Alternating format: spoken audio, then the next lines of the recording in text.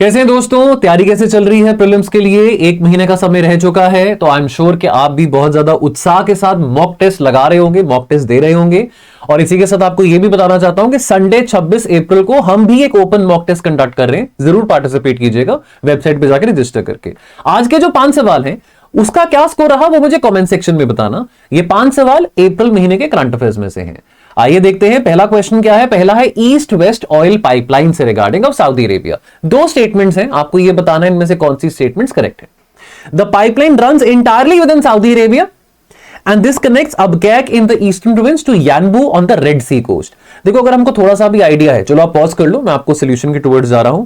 अगर ये Saudi Arabia है ना, तो यहां पे रेड सी है और यहां पे आपका पर्शियन गल्फ आ जाता है, जिसको अरेबियन गल्फ भी कहता है सऊदी अरेबिया, तो दोनों के बीच में आ जाता है। तो ईस्ट वेस्ट पाइपलाइन हो रही है, तो रेड सी जो है वो सऊदी के वेस्ट में ही है ना। सऊदी अरेबिया यहां पे तो वेस्ट में ही रेड सी आता है। तो अब ईस्ट वेस्ट पाइपलाइन, अब आपको यह पता लगाना है कि अबकैक ईस्टर्न प्रोविंस में है और क्या यानबू वेस्टर्न प्रोविंस में, वेस्टर्न पार्ट ऑफ सऊदी में है कि नहीं है। अब ये फैक्चुअल बेस्ड क्वेश्चन है, ये तभी पता होगा जब इसके बारे में पढ़ा होगा, न्यूज़पेपर में देखा होगा। अब देखो, important oil refineries, important infrastructure sites तो न्यूज में है ही है because of the USA Iran war. तो इस करके इसके बारे थोड़ा सा हमको स्मार्टली करंट अफेयर्स को पढ़ना होता है। और अभी भी मैं कहूंगा कि ये जो इंपॉर्टेंट इवेंट्स यूएस ईरान के हो रहे हैं, इनको डेली बेसिस पे न्यूज़पेपर में रीड जरूर करें।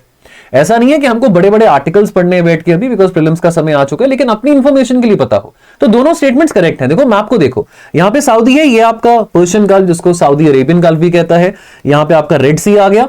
अब देखिए ईस्ट वेस्ट पाइपलाइन, यहां पे आपका आ गया पॉइंट ये अल जुबैल में, और यहां पे आ गया आपका पॉइंट यानबू, जो कि again Western Province of Saudi है, which is on the coast of the Red Sea. Alright, और ईस्टर्न प्रोविंस कौन सा है? ईस्टर्न प्रोविंस है अबकैक। अबकैक, यहां पे अबकैक आ गया जो कि ईस्टर्न प्रोविंस है। तो ईस्ट वेस्ट पाइपलाइन, इसका एक्सप्लेनेशन स्टेटमेंट 1 इज करेक्ट। ये जो पाइपलाइन है entirely within Saudi Arabia है, मैप में भी दिख रहा है हमको, making this a domestic infra asset with international significance. This is what makes it very critical. ये सऊदी को एबिलिटी देता है that it can route the crude oil exports without depending on any foreign territory और transit agreement. Statement 2 भी बिल्कुल सही है। ये पाइपलाइन रन अक्रॉस करता है फ्रॉम अबकैक, जो कि दुनिया की लार्जेस्ट ऑयल प्रोसेसिंग फैसिलिटी है in the eastern part of Saudi Arabia, which is near the coast of the Persian Gulf और द अरेबियन गल्फ। और वेस्टवर्ड कौन सी सिटी आ जाती है? यानबू आ जाती है, जो कि पोर्ट सिटी है on the Red Sea. Alright, तो स्ट्रेटेजिक लॉजिक बहुत स्ट्रेट फॉरवर्ड है। अगर स्टेट ऑफ हॉर्मुज ब्लॉक्ड है या थ्रेटेंड है, मिलिटराइज्ड है, तो Saudi can still end up exporting oil by pumping it west via the Red Sea using this east west pipeline, and therefore through the Red Sea it can again transit through the Bab el-Mandeb into the Indian Ocean. All right, चलिए next question. यहां पे इस pipeline के बारे में significance mention करा गया है कि ये पाइपलाइन की कैपेसिटी है approximately 7 million barrels per day की, which makes it a very very strategic pipeline for Saudi Arabia. Now next question, with reference to the Gulf Cooperation Council consider the following statements. ये 3 statements है। How many of the statements given above are correct? The Gulf Cooperation Council was formed in response to the Arab Spring of the early 2010s. Absolutely incorrect. No. Arab Spring का response नहीं था Gulf Cooperation Council. Bahrain is the smallest member of the GCC in terms of area. Alright, Bahrain बहुत tiny है. Fine. Kuwait was not among the founding members of the GCC. अब आपको यह भी पता हो कि GCC के founding members कौन से थे और GCC फॉर्म कब हुआ था। दोनों बातें पता होनी बहुत जरूरी है। तो इसमें से एक ही स्टेटमेंट करेक्ट है। वो कौन सी स्टेटमेंट करेक्ट है, आइए उसका अंदाजा लगाते हैं। तो पहले तो देखो, ये है gulf Cooperation council. Bahrain, Kuwait दोनों गल्फ कोऑपरेशन काउंसिल के मेंबर्स तो हैं, यहां पे दिख रहा है। गल्फ कोऑपरेशन काउंसिल में ईरान नहीं आता, ऑलरेडी ये भी आपको पता हो। गल्फ कोऑपरेशन काउंसिल में ये सब देश आ जाते हैं। स्टेटमेंट 1 फॉल्स क्यों है? बिकॉज ये फॉर्म हुआ था 1981 में और अरब स्प्रिंग तो 2010-11 की बात है, तो उससे बहुत पहले गल्फ कोऑपरेशन काउंसिल फॉर्म हुआ था। अरब स्प्रिंग शुरू हुआ था तुनिसिया से लेट 2010 में, देन 2011 में it spread across into Syria, Libya, Egypt etcetera. जो गल्फ कोऑपरेशन काउंसिल है that was created as a response to the 1979 Iranian revolution and the 1980 outbreak of the Iran Iraq war, both of which had alarmed the Gulf monarchies about the regional instability and for the need of having a security economic alliance. Statement 2 सही है। Bahrain एक island है, island nation है Persian Gulf में, smallest Gulf Cooperation Council member है। Alright, and it is also very important in the context कि America की 5th naval fleet यहां पे स्टेशन्ड है बहरीन में। स्टेटमेंट 3 फॉल्स है। Kuwait was one of the 6 founding members of the Gulf Cooperation Council. यहां पे क्या दिया गया था? Kuwait was not among the founding members, no it was very much a part of the founding members of the Gulf Cooperation council.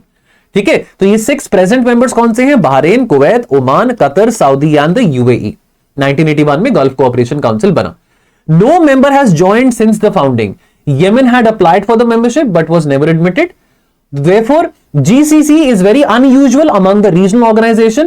इसकी जो founding membership है has remained unchanged for the last now more than 4 decades. It's been 45 years now. Next question. With context to the military service laws in Europe, consider the following statements. 2 statements हैं। Germany ने suspend करा mandatory military conscription इन 2011। Conscription जैसे कि आप जानते हैं उसका मतलब क्या होता है कि मैंडेट होता है कि जो भी मतलब सिटीजंस हैं up beyond a certain age, let's say beyond 18 years of age, उनको आर्मी में कुछ साल के लिए, कुछ टाइम पीरियड के लिए पार्टिसिपेट करना होता है। A new military service law took effect in Germany at the start of 2026, requiring men between the age of 18 and 46 to seek approval before leaving Germany for more than 3 months. देखो again ये factual question है, ये एक factual question है, तो again इस question को ज्यादातर बच्चे स्किप करना चाहेंगे अगर तो नहीं पता इसके बारे कि क्या न्यूज थी क्या नहीं थी। बहरहाल इसके सोल्यूशन पे आते हैं, आप पहले सॉल्व कर लो कौन सी स्टेटमेंट गिवन अबव इज और आर करेक्ट। इसमें both are correct, both are correct. देखो स्टेटमेंट 1 करेक्ट क्यों है? जर्मनी ने सस्पेंड कर दिया था कंपल्सरी मिलिट्री सर्विस यानी कि कॉन्स्क्रिप्शन का लॉ 2011 में as a part of the post cold war defence restructuring. The Bundeswehr transition, not Bulandshahr but Bundeswehr, इसको जर्मनी में कुछ प्रोनाउंस करते हैं but I am not able to pronounce that. Bundeswehr कहते हैं। Transition to a fully professional volunteer force reflecting the reduced threat perception during that period of 2010s, but लेकिन things have change now because 2022 के war के बाद, Ukraine war के बाद Germany ने भी कमिट करा है कि वो भी अपनी जीडीपी का 2% टुवर्ड्स डिफेंस स्पेंडिंग खर्चा करेगा। And therefore in context of that war Germany ने एक नया मिलिट्री सर्विस लॉ इनैक्ट करा है, बिकॉज कोई भरोसा नहीं है, कल को अमेरिका भी कहे कि नेटो से टाटा गुड बाय कर रहा हूं। वैसे भी अमेरिका ने, ऐसे इतना आसान नहीं है टाटा गुड बाय करना नेटो से अमेरिका के लिए, लेकिन वैसे भी अमेरिका ने डिस्टेंस तो बना ही लिया है नेटो से। तो जर्मनी कह रहा है कि भैया यूरोपियन सिक्योरिटी की जिम्मेवारी जो है वो शायद बड़े यूरोपियन कंट्रीज पे आ सकती है, जैसे कि फॉर एग्जाम्पल जर्मनी है, फ्रांस है, एटसेट्रा। Now, ये जो लॉ है ये रिक्वायर करता है men between the age of 18 and 46 to obtain approval from the relevant army centre, the army career centre before leaving, यानी कि जर्मन आर्म फोर्सेस को बुंदेश्वर कहते हैं, before they end up leaving Germany for more than 3 months। अगर आपने कहीं बाहर जाना है so you have to seek approval from the German arm forces. तो ये एक बहुत बड़ा शिफ्ट है जर्मनी की डिफेंस पॉलिसी में, विच इज मूविंग टुवर्ड री engagement with the concept of mandatory military service obligation. Although यहां पे कंस्क्रिप्शन का रीइंस्टेटमेंट नहीं करा है by law, but this is nothing short than what we call or define as conscription. Next question. With reference to snapback mechanism under the Iran nuclear deal, which of the following statements is or are correct? 3 statements है, पढ़ो तीनों statements को पढ़ो। How many of the statements given above are correct? तीनों statements को पढ़ो, क्या सही आंसर लग रहा है? अब सोल्यूशन पे आते हैं। इसका आंसर क्या है? All 3 statements are correct. Snapback mechanism was included in 2015 JCPOA between Iran and world powers. अब इसमें वर्ल्ड पावर्स में P5+1 परमानेंट 5 यूएनएसी के मेंबर्स थे, +1 इज जर्मनी, और ये बैरक ओबामा के टाइम की बात है। बैरक ओबामा तब अमेरिका के राष्ट्रपति थे। Snapback sanctions on Iran were triggered by France, the UK and Germany at the UNSC. इसको E3 पावर्स भी कहते हैं। E3 पावर्स को कहते हैं। E3 पावर्स कौन सी है? The 3 European powers, France, UK and Germany. तो ये स्टेटमेंट सही है। Under the snapback mechanism, sanctions are reimposed by the UN. ये भी बिल्कुल सही है। Alright, स्टेटमेंट 1 सही है। ये मैकेनिज्म डिजाइन किया गया था टू इंश्योर कि अगर ईरान वायलेट करता है अपनी कमिटमेंट्स को तो sanctions could be reimposed without a fresh UNSC vote, therefore preventing any P5 member from vetoing the reimposition। कि यानी कि अगर कल को यूएनएससी ने सैंक्शन डालना है, अगर ईरान अपनी कमिटमेंट्स को वायलेट करता है तो कल को रशिया या चाइना अपनी वीटो पावर का इस्तेमाल करके उस रेजोल्यूशन को ब्लॉक करने की कोशिश करें, तो therefore वो पॉसिबल नहीं हो पाएगा। तो ये मैकेनिज्म इसी करके डिजाइन किया गया था कि कोई भी परमानेंट 5 मेंबर अपनी वीटो पावर का इस्तेमाल करके उस रेजोल्यूशन को ब्लॉक ना कर सके। तो ये इनग्रेन करा गया था ओरिजिनल JCPOA डील में 2015 में। स्टेटमेंट 2 भी सही है। फ्रांस, यूके और जर्मनी, इनको E3 कहते हैं, यूरोपियन 3 कहते हैं। They triggered the snapback mechanism at the UNSC. ये एनालिटिकली बहुत सिग्निफिकेंट है। देखो जर्मनी परमानेंट 5 मेंबर नहीं है, आपको ये भी बता दूं, यूके और फ्रांस है। ये एनालिटिकली बहुत इंपॉर्टेंट है बिकॉज ये 3 European countries, not the America, initiated the process. America ने विड्रॉ कर लिया था जेसीपोआ से इन 2018 जब डोनाल्ड ट्रंप पहली बार प्रेसिडेंट बने थे, which raised legal questions about whether it could trigger a snapback again or not. The E3 doing so avoided this jurisdictional complication while achieving the same outcome. और statement 3 सही है। ये जो snapback mechanism है ना, ये ऑपरेट करता है via the UNSC framework establish under the UNSC resolution 2231। 2015 में रेजोल्यूशन एस्टैब्लिश हुई थी जिसने इंडोर्स करा था the Joint Comprehensive Plan of Action को। और जब when triggered the reimposition of the sanction is a UN action. ये यूनिलेटरल अमेरिका का, जर्मनी का, फ्रांस का, यूरोपियन यूनियन का एक्शन नहीं है, this is a UN action. तो देयरफॉर ये स्नैपबैक सैंक्शंस को एक मल्टीलेटरल कैरेक्टर देता है जो उसको थ्योरेटिकली बहुत मुश्किल बनाता है ईरान के लिए कि वो इसको सिर्फ ये कह के डिक्लेयर करे that this is a unilateral western pressure upon us. Alright, last question with reference to India's nuclear safeguards, nuclear safeguard arrangement with the IAEA, which of the following is correct? Which of the following is correct? A B C D 4 options है, देख लो, मैं side पे हो गया, pause कर लो। India has a comprehensive safeguard agreement covering all its nuclear facilities. India has a item specific safeguard covering only those reactors which use imported nuclear fuel. बिल्कुल सही है। India is exempt from all IAEA safeguards due to its non NPT status. No sir, ऐसा कुछ भी नहीं है। India has placed all 22 of its operational reactors under the safeguards as a part of the 2008 civil nuclear deal. ये भी गलत है। देखो, अंडरस्टैंड वन थिंग, इंडिया ने सिर्फ अपने उन्हीं रिएक्टर्स को अंडर द IAEA सेफगार्ड रखा है, under the item specific safeguards, जिन जिन न्यूक्लियर रिएक्टर्स में हम इंपोर्टेड यूरेनियम का इस्तेमाल कर रहे हैं। यूरेनियम हम डोमेस्टिकली भी प्रोसेस करते हैं, लेकिन जहां जहां पे हमने इंपोर्टेड यूरेनियम का इस्तेमाल किया है, किसी और कंट्री से मंगाया है, because under the India America nuclear deal जो कि 2007-8 में हुआ था, हमको एक वेवर मिला था और वेवर के कारण हमको NSG में एंट्री नहीं मिली न्यूक्लियर सप्लाई ग्रुप में, लेकिन हमको वेवर मिल गया था वन टाइम का दैट हम न्यूक्लियर मटेरियल इंपोर्ट कर सकते हैं फ्रॉम दोज कंट्रीज जो कि न्यूक्लियर मटेरियल सप्लाई करते हैं। तो IAEA ये देखता है ये जो न्यूक्लियर मटेरियल है, जो यूरेनियम है, कि क्या इसका इस्तेमाल इंडिया, क्या इसका जो यूटिलाइजेशन है, इंडिया सिर्फ पीसफुल पर्पसेस के लिए कर रहा है, अपने सिविलियन पर्पसेस के लिए, या उसका diversion is being happening for making a bomb. तो ये चीजें IAEA की सेफगार्ड्स में आती हैं। तो ऑल 22 उसके operational reactors does not come under the IAEA।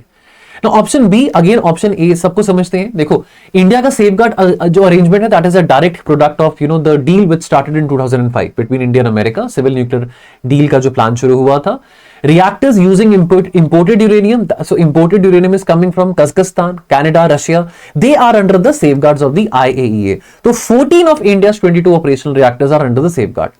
जो बाकी reactors हैं, they use domestic uranium and they are outside the purview of the IAEA safeguard inspections. Now अब जो स्टेटमेंट 1 है, ऑप्शन ए है, बहुत डिफरेंट है, बिकॉज जो कॉम्प्रिहेंसिव सेफगार्ड अग्रीमेंट है ना, ये जो पहला ऑप्शन था, इंडिया का कॉम्प्रिहेंसिव सेफगार्ड नहीं है, आइटम स्पेसिफिक है, because comprehensive safeguard agreement applicable होता है to non nuclear weapon NPT members. India तो एनपीटी मेंबर नहीं है, इंडिया ने एनपीटी का सिग्नेटरी नहीं है, रैटिफाई नहीं करा है। ओनली वो मेंबर जो कि एनपीटी के मेंबर्स हैं, रैटिफाइड मेंबर्स हैं, जो कि नॉन न्यूक्लियर वेपन स्टेट्स है, उनका आता है कॉम्प्रिहेंसिव सेफगार्ड अग्रीमेंट। ऑलराइट, जो कवर करता है all nuclear material in the state, regardless के वो इंपोर्टेड है या रिगार्डलेस के वो वहां पे उस कंट्री में ही प्रोसेस किया गया। इंडिया का अरेंजमेंट आइटम स्पेसिफिक है, facility by facility, programme wide नहीं है। और ऑप्शन सी इनकरेक्ट है। India has voluntarily accepted safeguards on specific facilities. ये ना, India is exempted for all IAEA safeguards due to non NPT status, ये incorrect option है। Alright, तो ये 5 क्वेश्चन थे, क्या स्कोर रहा कमेंट में बताइएगा। बाकी दोस्तों, रैपिड रिवीजन प्रोग्राम हमारा खत्म हुआ है, चाहे तो इसकी प्री रिकॉर्डेड क्लासेस आप देख सकते हैं। हमने 7 घंटे एवरीडे बैठ के फॉर 15 डेज, लास्ट 15 डेज हमने rapidly high important topics, high yield topics discuss करे हैं स्टूडेंट्स के साथ। चाहे तो इस कोर्स को आप प्री रिकॉर्डेड वर्जन में देख सकते हो, बहुत बेनिफिशियल रहेगा। लास्ट मिनट पे रिवीजन होती है, क्वेश्चंस आएंगे वहां से, क्योंकि ऑलरेडी हमारा रिकॉर्ड रह चुका है कि हमने जो पढ़ाया है वो क्वेश्चंस आए हैं। ऑलराइट, तो बहुत ज्यादा मेहनत करिए इस कोर्स को बनाने में, बहुत नॉमिनल प्राइस पे है, आप इस कोर्स में एनरोल कर सकते हैं टोल फ्री नंबर पे कॉल करके। एंड अगेन, एक बहुत अच्छा कोर्स हमने बनाया मैप्स का, जिसमें आईआर, एनवायरमेंट, हिस्ट्री और इवन ज्योग्राफी, ये चारों सब्जेक्ट से related important places, wild life sanctuaries, ports, river bodies, conflicts, historical site सब कवर्ड है। तो प्लीज इस कोर्स का भी पार्ट बने। डिस्काउंट पे आपको 1874 पे मिलेगा। टोल फ्री नंबर पे कॉल करके पता लगा सकते हैं। I will see you very soon. Thank you so much. All the very best.